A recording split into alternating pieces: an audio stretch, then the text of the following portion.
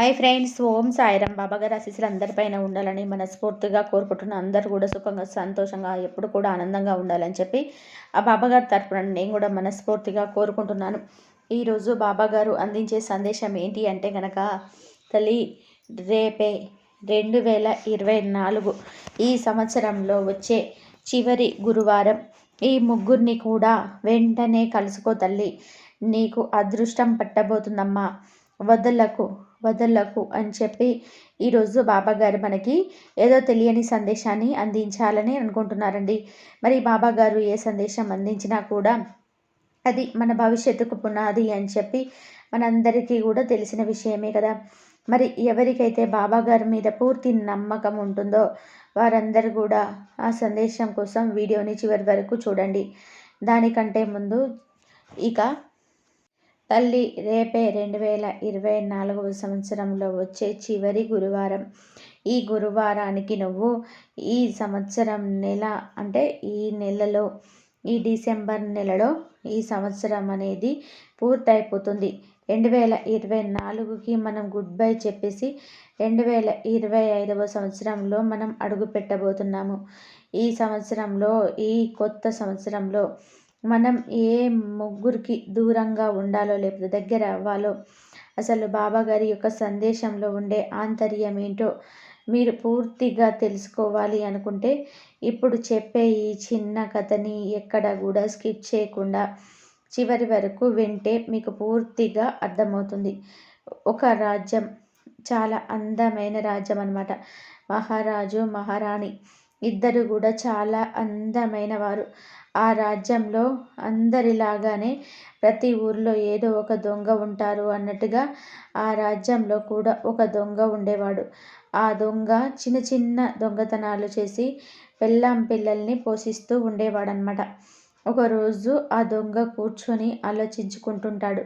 తప్పు అనేదే తప్పు, అది చిన్నదైనా పెద్దదైనా కానీ నేను చేస్తున్న ఈ దొంగతనమే మహాపాపం. ఎలాగో పెళ్ళాం పిల్లల పొట్ట నింపడానికి ఈ పాపాన్ని అయితే చేస్తున్నాను కదా, అదేదో పెద్ద దొంగతనం చేస్తే ఒక్కసారిగా సెటిల్ అయిపోవచ్చు. ఎన్నాళ్ళని ఈ చిన్న చిన్న చాలని బతుకులు, ఒకేసారి పెద్ద దొంగతనం చేద్దాము. మహారాజు ఇంట్లో దొంగతనం చేద్దాము, దొరికితే శిక్ష పడుతుంది. అదే దొరకకుండా ఉంటే కనుక కమ్మగా జీవితాంతం కూడా ఇక ఏ దొంగతనం చేయకుండా హాయిగా బ్రతుకును బతకవచ్చు అని చెప్పి నిర్ణయించుకొని ఆ రాత్రి రాజుగారి యొక్క మందిరంలోకి ప్రవేశిస్తాడు ఆ దొంగ. ఇక ఆ యొక్క డబ్బు, బంగారం వీటన్నిటినీ కూడా రాజమందిరంలో ఎక్కడైతే దాచిపెడతారో ఆ యొక్క గది దగ్గరికి వెళ్తాడు. ఆ గది దగ్గర ఒకరికి 10 మంది కాపలాదారులు అటు ఇటు పెద్ద పెద్ద కత్తులు పట్టుకొని తిరుగుతూ ఉంటారనమాట. వారు నిద్రపోరు రాత్రి సమయంలో. ఆ గదిని కాపలా రాత్రి పగలు చూసుకుంటూ ఉంటారు అక్కడున్న సేవకులు. ఇక వారందరినీ కూడా చూసేసరికి ఈ దొంగకి భయం వేస్తుంది. వామ్మో, ఈ ఇళ్లకు గనక నేను దొరికాను అంటే నన్ను చంపేస్తారు, లేదా రాజుకైనా అప్పగించి నాకు ప్రాణశిక్ష పడేలా చేస్తారు. కనుక ముందిక్కడి నుంచి పక్కకు వెళ్ళిపోదాము అని చెప్పి అటువైపుకు రాకుండా పక్క గది వైపుకు వెళ్ళి కొంచెం సేపు నిల్చొని ఆలోచిస్తాడు. ఇక ఖజానా దొంగతనం చేయడానికైతే కుదరదు అని అర్థమైపోయింది. కనీసం రాజుగారి యొక్క గదిలోకి వెళ్ళి రాజుగారికి సంబంధించిన ఆభరణాలు ఉంటాయి కదా, వీటిని ఒకటి తీసుకొని వచ్చి వాటితోనైనా కానీ కొంతకాలం బ్రతుకుదాము. వచ్చేటప్పుడు రాజుగారి యొక్క బట్టలు ధరించగనక నేను బయటికి వస్తే ఈ చీకటిలో నన్ను ఎవ్వరు కూడా గుర్తుపట్టరు అని ఆలోచించుకొని రాజుగారికి గది వైపుకు వెళ్తాడనమాట. అక్కడ ఒక కిటికీ తెరుచుకొని ఉంటుంది. ఆ కిటికీలో నుంచి అలా తొంగి చూస్తాడు దొంగ. అలా తొంగి చూసినప్పుడు రాజుగారు మంచి నిద్రలో ఉంటారు. కానీ మహారాణి మాత్రం రాజుగారి పక్కన కూర్చొని ఏదో ఆలోచిస్తూ బాధగా కూర్చొని ఉంటుంది. సరే, మహారాణినైతే నిద్రపోయేంత వరకు ఇక్కడే కొంచెంసేపు ఎదురు చూస్తూ ఉంటాను అని చెప్పి కిటికీ పక్కనే కూర్చొని ఎదురు చూస్తూ ఉంటాడనమాట. ఎంతసేపైనా కానీ గడుస్తున్నా కానీ మహారాణి మాత్రం బాధగా ఏదో ఆలోచిస్తూ కూర్చొని ఉంటుంది. ఇక ఇక నిద్రపోవటం లేదు. ఎవ్వరి కంట పడకుండా ఈ రాజమందిరంలో ఏ వస్తువు దొరికితే ఆ వస్తువైనా కానీ తీసుకొని వెళ్ళి కొన్ని రోజులైనా కానీ పబ్బం గడుపుకుందాము అని చెప్పి అనుకుంటాడు ఆ దొంగ. అలా పక్క గది వైపుకు వెళ్తూ ఉంటే కాలికి ఒక మంచి పూల కుండి అనేది పడి కింద పడిపోతుంది. ఆ యొక్క శబ్దానికి మహారాణి వెంటనే గదిలో నుంచి బయటకి వస్తుంది ఒక పెద్ద కత్తి తీసుకొని. ఎవరు నువ్వు? ఎందుకు రాజమందిరంలోకి వచ్చావు? నువ్వు చెప్పకపోతే ఇప్పుడే నీ ప్రాణాలను నేను తీస్తాను అని చెప్పి ఆ కత్తిని తన మీద పెట్టి బెదిరించి అడుగుతుంది. అప్పటికే గజగజ వణికిపోతాడు దొంగ భయంతో. అమ్మా, నేను ఒక దొంగని. మీరు నన్ను ఇప్పుడు చంపితే నా భార్య బిడ్డలు అనాథలైపోతారు. కనుక ఆలోచించండి. చిన్న చిన్న దొంగతనాలు చేసుకొని పొట్టను నింపుకుంటూ ఉంటానమ్మా. ఈ రాజమందిరంలో ఏదైనా దొరుకుతుందేమోనని ఆశగా వచ్చానమ్మా అని చెప్పి చెప్తాడనమాట. ఆ మాటలకి కాస్తంత జాలి పడుతుంది దొంగ మీద మహారాణి. అయితే ఈ ప్రాణాలను మాత్రం నేను తీయను. నేను నిన్ను వదలాలి అంటే నాకు ఒక చిన్న షరతు ఉంది. ఈ షరతుని గనక ఒప్పుకుంటే నేను నిన్ను ప్రాణాలతో వదిలిపెడతాను అని చెప్పి చెప్తుంది. అదేంటో చెప్పండి అమ్మా అని చెప్పి భయపెడుతూ అడుగుతాడు దొంగ. అయితే నేను కామ కోరికలతోటి నిండి ఉన్నాను. మహారాజు నన్ను సుఖపెట్టడం లేదు. ఈరోజు రాత్రి నీతో సంభోగం చెందాలని చెప్పి అనుకుంటున్నాను. ఈ విషయం మన ఇద్దరికి తప్ప ఎవ్వరికీ కూడా తెలియదు. కనుక నువ్వు నా కోరికను తీర్చి ఇక నుంచి ప్రాణాలతో బయటపడి వెళ్ళు. దాంతో పాటుగా నేను నీకు పెద్ద బహుమతిని కూడా ఇస్తాను అని చెప్పి చెప్తుంది. ఆ మాట విన్న దొంగ ఆశ్చర్యపోతాడు. ఇదేంటి, మహారాణి ఇలా మాట్లాడుతుంది? ఒకవేళ నేనే ఈ మహారాణి చెప్పినట్టుగా చేశాననుకో, ఈ విషయం తెలిస్తే గనక మహారాజు నన్ను ప్రాణాలతో బ్రతకనివ్వడు. ఇక్కడ నుంచి వెళ్ళిపోతే మహారాణి నన్ను ప్రాణాలతో బ్రతకనివ్వదు. ఎటు చూసినా నాకు ప్రాణ భయం అయితే కనిపిస్తూ ఉంది అని చెప్పి కాస్త ఆలోచించుకొని, మహారాణి మీరు చెప్పినట్టుగా నేను నీతో సంభోగం చేస్తాను. కానీ నా దగ్గర బాగా చెమట వాసన వస్తుంది. నేను స్నానం చేసి మీ దగ్గరికి వస్తాను అని చెప్పి చెప్తాడనమాట. అప్పుడు మహారాణి నమ్మి అతనికి స్నానాల గదిని చూపిస్తుంది. ఇక స్నానాల గది నుంచి నేరుగా తప్పుకొని బయటకి వస్తాడు ఆ దొంగ. ఆ బయటకి వచ్చేటప్పుడు ద్వారకం దగ్గర ఒక కాపలదారుడు ఉంటాడు. కాపలదారుడు అతన్ని కత్తి అడ్డగించి ఆపుతాడనమాట. ఎవరు నువ్వు? ఈ సమయంలో రాజమందిరంలోకి ఎందుకు వచ్చావు అని చెప్పి ప్రశ్నిస్తాడు. అప్పుడు జరిగిందంతా కూడా ఆ ద్వారకా పాలకుడికి మహారాజు గురించి, మహారాణి గురించి, దొంగతనం చేయడానికి వచ్చాను అని చెప్పి అన్నీ వివరించి చెప్తాడు. అప్పుడు ఆ ద్వారకాపాలుడు కూడా, అంటే ఆ ద్వారకానికి కాపలా కాసే అతను కూడా ఆశ్చర్యపోతాడు. వామ్మో, మహారాణి ఇంత ఉన్నదా కామవాంఛతోటి?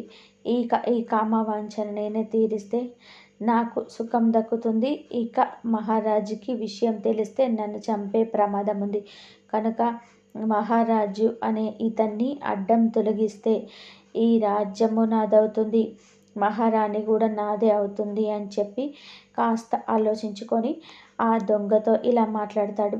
సరే, ఇక్కడ నుంచి నేను నిన్ను ప్రాణాలతో గనక బయటికి వదలాలి అంటే గనక నేను కూడా నీకొక చిన్న షరతును పెడుతున్నాను. అది ఏంటి అంటే గనక నువ్వు నేరుగా మహారాణి దగ్గరికి వెళ్ళు. నేను మీతో సంభోగం చెందుతాను. కానీ ఆ సంభోగం చెందే సమయంలో ఒకవేళ మహారాజు గారు కనుక చూసినట్లయితే మిమ్మల్ని నన్ను ఇద్దరిని ప్రాణాలు తీసేస్తాడు. కనుక మీరే ముందుగా మహారాజు యొక్క తలను నరికి ప్రాణాలు తీస్తే మన ఇద్దరం తర్వాత సుఖాలని అనుభవించవచ్చు, ఈ రాజ్యాన్ని కూడా అనుభవించవచ్చు అని చెప్పి చెప్తాడు ఆ ద్వారక పాలకుడు దొంగతోటి. ఇక దొంగకి చాలా భయం వేస్తుందన్నమాట. వామ్మో, ఇతనేంటి ఇలా మాట్లాడుతున్నాడు? ముందు చూస్తే నొయ్యి, వెనక చూస్తే గొయ్యి అంటే ఇదేనేమో. నా ప్రాణాలు ఎలాగైనా సరే ఈరోజు పోయేటట్టు ఉన్నాయి. నేను పెద్ద తప్పు చేశాను. ఇక్కడికి వచ్చి నా గొయ్యి నేనే తీసుకున్నాను అనుకొని చేసేదేమీ లేక మహారాణి దగ్గరికి వెళ్ళి అతడు చెప్పమన్నాడు అని కాకుండా తానే స్వయంగా చెప్పినట్టుగా ఆ విషయమంతా చెప్తాడు. కా కామ కోరికలతో నిండి ఉన్న మహారాణి, అయ్యో ఇదెంత భాగ్యం, ఈ క్షణంలోనే నేను మహారాజుని చంపేస్తాను అని చెప్పేసి కత్తిని తీసుకొని వెళ్ళి తలని నరికి వేస్తుంది. తలని నరికి వేసేకున్నప్పుడు రాజు యొక్క శరీరం నుంచి వచ్చిన రక్తాన్ని చూసి మహారాణికి కళ్ళు తిరిగి కింద పడిపోతుంది. ఇదే సందు అనుకొని తప్పించుకోవడానికి ప్రయత్నిస్తూ దొంగ బయటికి వస్తాడనమాట. బయటకి వచ్చేసి అక్కడి నుంచి పారిపోతాడు. ఇక ఆ యొక్క సన్నివేశం అంతా కూడా తెల్లవారిన తర్వాత ఆ రాజమందిరంలో ఉన్న ప్రతి ఒక్కరికి కూడా తెలుస్తుంది.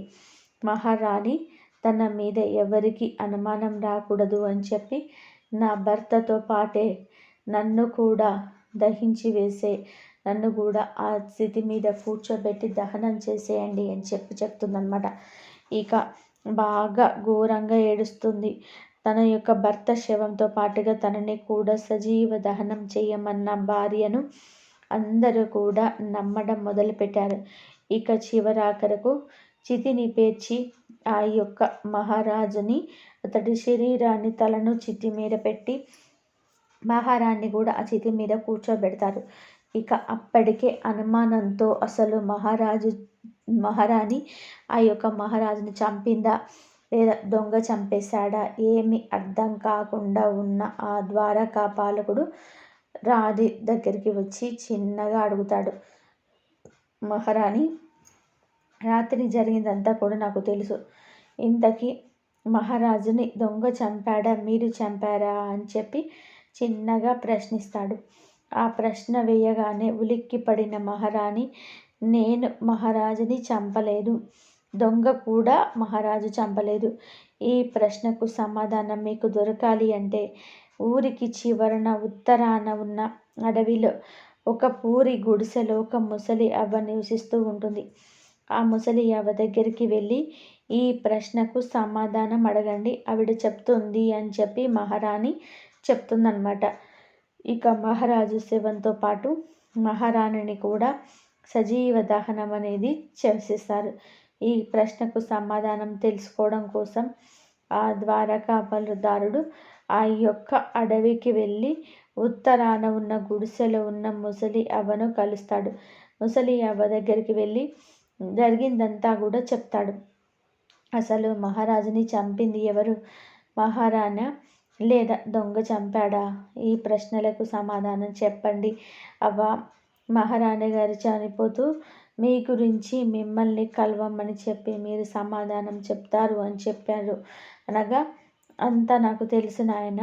మీరు ఈ యొక్క ఊరికి ఉత్తరాన కాకుండా దక్షిణం వైపు ఉన్న చిట్టడవిలోకి వెళ్ళి అక్కడ ఒక అమ్మాయి ఉంటుంది. ఆ అమ్మాయిని కలిస్తే మీకు ఈ ప్రశ్నకి సమాధానం దొరుకుతుంది అని చెప్పి అంటుంది ఆ అవ్వ. మరి ఎలా కలవాలి అని చెప్పి ద్వారకా పాలుడు అలగగా అక్కడ ఒక మేక ఉంది. ఆ మేకను మీ దగ్గర ఉన్న కత్తితోటి దాని తలకని నరికి వేయండి. దాని తల ఎరిగికొని వెళ్తూ ఆ ఎగిరి వెళ్ళే సమయంలో ఆ మేక చెవులను గనక మీరు పట్టుకుంటే ఆ తల ఎక్కడికి తీసుకెళ్ళి ఆపుతుందో అక్కడే ఆ అమ్మాయి ఉంటుంది అని చెప్పి ముసలవ్వ చెప్తుందనమాట. ఇక చెప్పగానే ఆ ద్వారా కాపాదాలుడు మేక తలను కొడుతూ ఆ చెవులను పట్టుకోగా ఆ తల అతడిని ఒక ప్రదేశానికి తీసుకొని వెళ్తుంది. అది చాలా దట్టమైన అడవి. ఆ అడవిలో ఒక గుహ ఉంటుంది. ఆ గుహ చూడగానే ఈ ద్వారకాపాలకుడికి చాలా భయం వేస్తుంది. నేనేంటి అవ్వ చెప్పిన మాట విని ఈ చిట్టడవిలో వచ్చి చిక్కుకుపోయానా, ఇక్కడ ఎవ్వరు లేరేంటి ఇప్పుడు అనుకోగా, ఇప్పుడు ఒక రాక్షస ఉంటుంది. ఆ రాక్షసి ఇతడిని అందాన్ని చూసి ముగ్ధురాలైపోతుంది అనమాట. ఆ రాక్షసి చాలా భయంకరమైన రూపంలో నల్లటి వస్త్రాలను, నల్లటి కాటుక లాంటి శరీరంతో అతడి యొక్క అంటే ఆవిడ యొక్క గురులు అనేటివి విరపూసుకొని నోట్లో నుంచి పళ్ళు కూరలు బయటకి వచ్చి చూడడానికి చాలా భయంకరంగా ఉంటుంది ఆ రాక్షసి. అలా భయంకరంగా ఉన్న రాక్షసి కామ కోరికలతో నిండిపోయి ఉంటుంది. ఒక పురుషుడు వచ్చాడు అని చెప్పి తెలిసిన వెంటనే ఆవిడ దగ్గర ఉన్న రాక్షస శక్తులతోటి ఒక అందమైన సుందరమైన అమ్మాయిగా మారిపోతుందనమాట. ఇక ఈ విధంగా మారిపోయి అతని దగ్గరికి వచ్చి, ఎవరు నువ్వు, ఎందుకు ఇక్కడికి వచ్చావు అని ప్రశ్నిస్తుంది. ఆ ద్వారకాపాలదారుడు అందాన్ని చూసి ముగ్ధుడైపోతాడనమాట. ఈవిడ ఏంటి ఇంత అందంగా ఉంది, అసలు అబ్బా ఎంత చక్కటి శరీరం ఈవిడది అని చెప్పి అనుకుంటాడు. నీ ప్రశ్నకు నేను సమాధానం చెప్తాను అని చెప్పి గుహలోకి తీసుకొని వెళ్తుంది ఆ రాక్షసి. ఇక ఇద్దరు కూడా గుహలో సమ్మోహం చెందుతారు. ఇద్దరు కూడా కామ కోరికలతోటి నిండిపోయి ఉండడం వలన ఇద్దరు కూడా బాగా సుఖపడతారనమాట. ఇక కొంచెంసేపటికి ఆ రాక్షసి యొక్క తండ్రి పెద్ద రాక్షసుడు, అతడు కూడా చూడడానికి చాలా భయంకరంగా రూపంలో ఉంటాడు.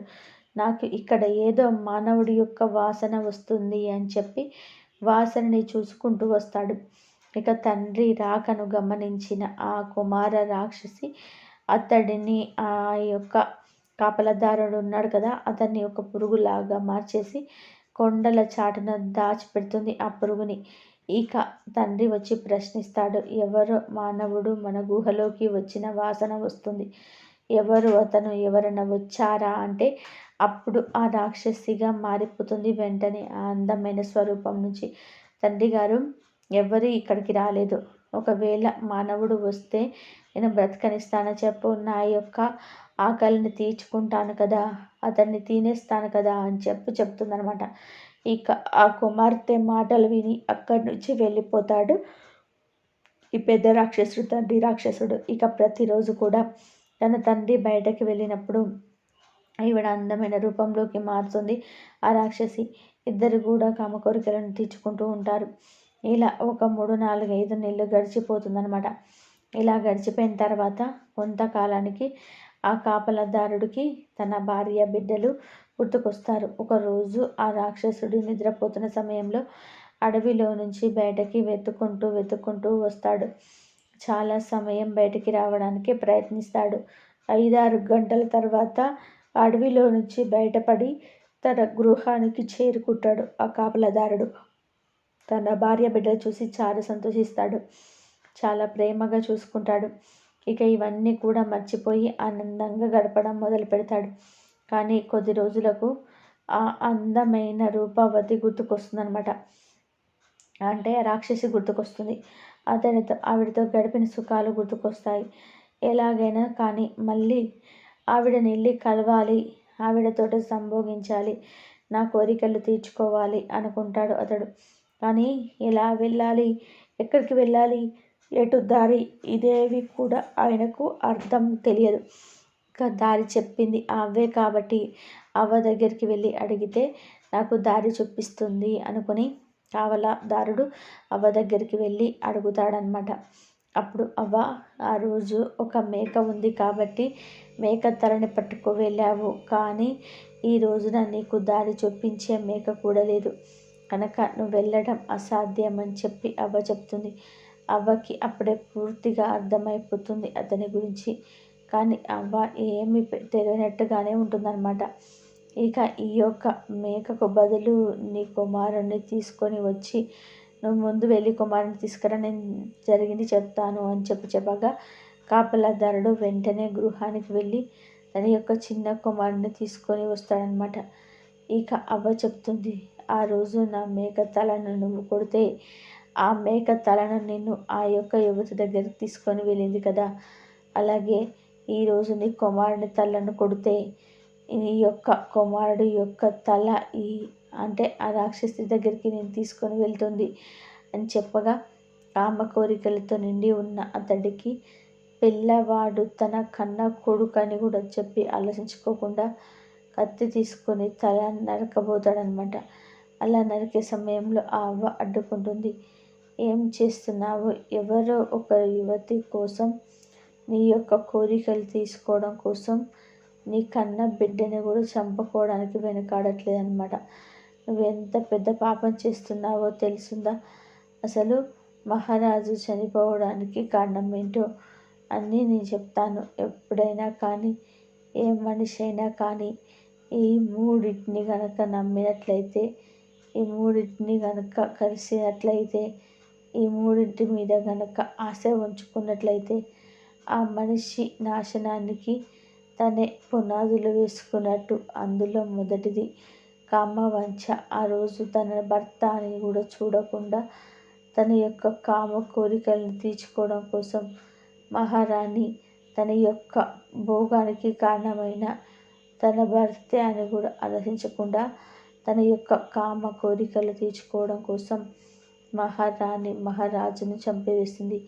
దండం మీద ఆశతో దొంగ రోజు ఆ యొక్క రాజమందిరంలోకి వెళ్ళాడు. ఎక్కువగా మనిషి నాశనానికి ఇది 3 కారణాలు. మొదటి కామవంచ, రెండవది ధనం మీద ఆశ, మూడవది అధికమైన కోపం. ఎవరైతే ఎక్కువగా అధికంగా కోపాన్ని చూపిస్తూ ఉంటారో వారు తమ గొయ్యి తాను తవ్వుకున్నట్టే అంటుంది. ఈరోజు నువ్వు కామ కోరికలు తీర్చడం కోసం నీ కన్న బిడ్డల్ని చంపుకోబోయావు.